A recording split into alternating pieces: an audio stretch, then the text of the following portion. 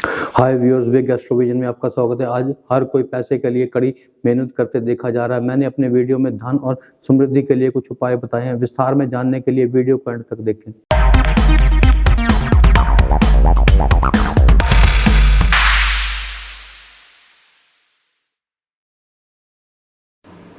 हम धन संबंधी समस्याओं को कैसे हल कर सकते हैं। यदि आपको धन संबंधी समस्या है तो मैं आपको तार्किक उपाय बताऊंगा। ये ज्योतिषी सिद्धांतों पर आधारित है।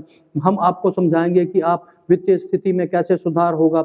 सबसे पहले मैं आपको बताऊंगा कि आपको मंत्रों पर विश्वास रखना चाहिए। मंत्रों से लाभ पाने के लिए हमें पूरी श्रद्धा के साथ मंत्रों का जाप करना चाहिए। मंत्र ग्रहों के से लाभ पाने के लिए बहुत फायदेमंद है। हमारे ऋषियों ने स्तोत्र भी उत्पन्न किए हैं जो बहुत फायदेमंद है। विष्णु सहस्त्र नाम, कनकधर स्तोत्र, हनुमान चालीसा, राम रक्षा स्तोत्र बहुत फायदेमंद है और आप इनका जाप करके हमारे ग्रह संतुलित कर सकते हैं। तो अगर हमें धन संबंधी समस्या का सामना करना पड़ रहा है तो हम क्या कर सकते हैं। जब भी हमें धन के बारे में बताया जाता है तो हमें देखना है कि हमारे धन के लिए कौन से घर जिम्मेवार हैं। ना केवल हमारी कुंडली के घर बल्कि हमारे पितरों का आशीर्वाद भी एक महत्वपूर्ण भूमिका निभाता है। हमारा जीवन आशीर्वादों पर चलता है। आशीर्वाद हमारे माता पिता गुरु से हो सकता है या हमारे पितरों से भी हो सकता है। इसके अलावा घर का वास्तु भी एक महत्वपूर्ण भूमिका निभाता है।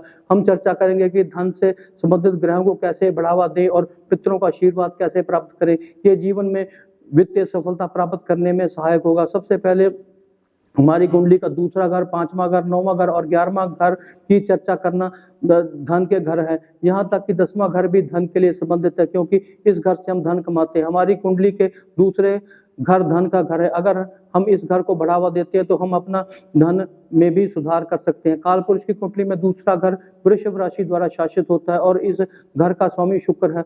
शुक्र ग्रह वे है जो धन के लिए जिम्मेवार है। आप इस ग्रह के बिना धन की उम्मीद नहीं कर सकते। पांचवा घर जिसे लक्ष्मी स्थान भी कहा जाता है सूर्य द्वारा शासित है।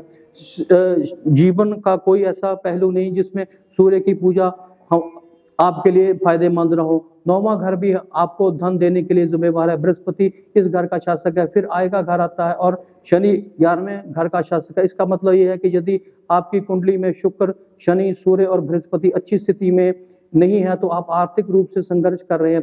मैं आपको उपाय बताऊंगा कि यदि ये ग्रह अच्छे हैं तो वे बेहतर हो जाएंगे और यदि खराब है तो इनमें सुधार होगा। आपकी कुंडली में कोई भी ग्रह दूसरे घर का शासक हो सकता है, लेकिन इन ग्रहों का उपाय करने से ये ग्रह बहुत मदद करेंगे।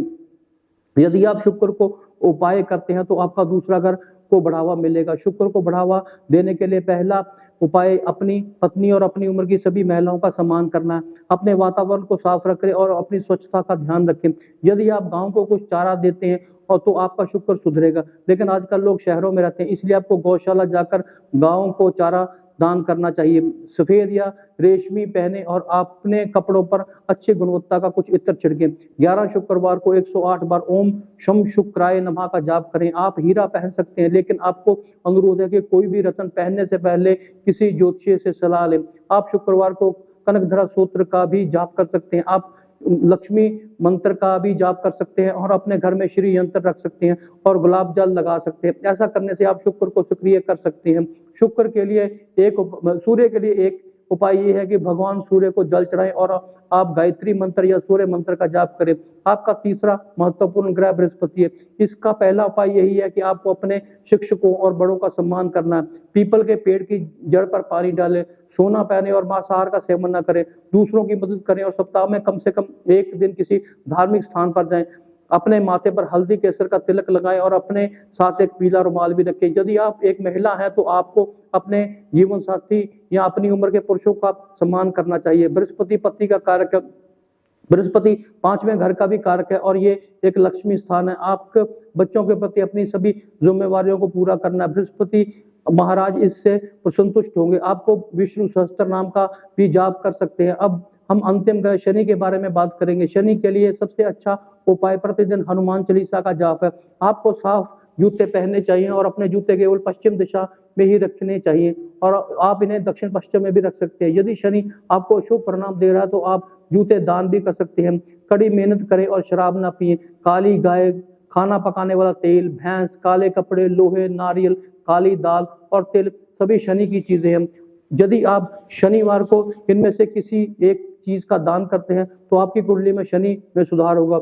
2, 5, 9, 11 घरों के कारकों को बढ़ावा देने के बाद आप अपने पितरों का आशीर्वाद अवश्य प्राप्त करना चाहिए। जीवन में सफलता प्राप्त करने के लिए आपको पितरों का आशीर्वाद बहुत आवश्यक है। आपकी कुंडली में सबसे बड़ा दोष पितृ दोष है। हमारे पितरों का आशीर्वाद प्राप्त करने के लिए हमें बहुत फायदेमंद है। श्राद्ध के दिनों में हमें ब्राह्मणों को भोजन कराना चाहिए। आपको ये अपने परिवार के साथ करना चाहिए। आपको कौवे कुत्ते को भी भोजन कराना चाहिए। श्राद्ध के दूसरे दिनों में आपको सूर्य को तिल मिले पानी का अर्घ देना चाहिए। अपने पितरों से अपने आप भोजन स्वीकार करने का अनुरोध करें। एक बात बहुत महत्वपूर्ण है कि भोजन बनाने में आपका पैसा और आपकी मेहनत लगी है, ये आपके पितरों का आशीर्वाद भी लाएगा। आपको अपने घर के वास्तु में कुछ बदलाव करने की सलाह दी जाती है। ये आपके स्टोर रूम से जुड़ा हुआ है। लोग अपने स्टोर रूम को भर देते हैं और उन स्टोर रूम में बल्ब भी नहीं होता। आपको अपने स्टोर रूम को साफ और व्यवस्थित करें और इसमें स्टोर रूम में रोशनी होनी चाहिए। अपने स्टोर रूम में 0 वाट का बल्ब लगाएं। आपको समय समय पर दान करना चाहिए। आपकी आय का 2 से 5% दान कर सकते हैं। आप पैसा दान कर सकते हैं या छात्रों की मदद भी कर सकते हैं। तो इस तरह आप अपने घरों को संतुलित करें, पितरों का आशीर्वाद प्राप्त करें और अपने घर के वास्तु में बदलाव करें। ऐसा करने से आप धन समृद्धि को आकर्षित करेंगे। तो ये थे मेरे कुछ उपाय जिसको करके आप धन समृद्धि को आकर्षित कर सकते हैं। वीडियो के अंत में मैं यही कहना चाहूंगा कि अगर आपको मेरा वीडियो पसंद है, शेयर करें, लाइक करें, चैनल को सब्सक्राइब करें तथा बेल आइकन का बटन दबाना न भूलें ताकि वीडियो की नोटिफिकेशन समय समय पर आपके पास पहुंचते रहे और हम भी अच्छे अच्छे वीडियो बनाने के लिए प्रेरित होते रहे। Thank you.